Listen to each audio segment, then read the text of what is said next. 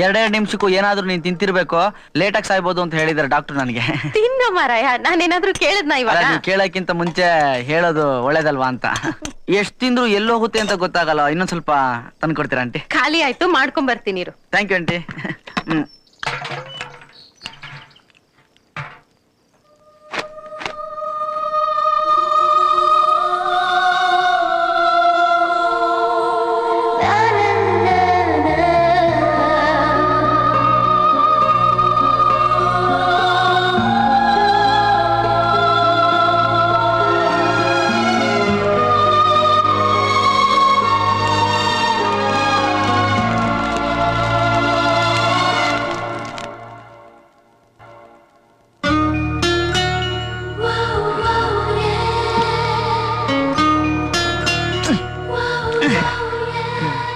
ಯಾಕೋ ಕಣಿ ನಿದ್ದೆ ಬರ್ತಾ ಇಲ್ವಾ?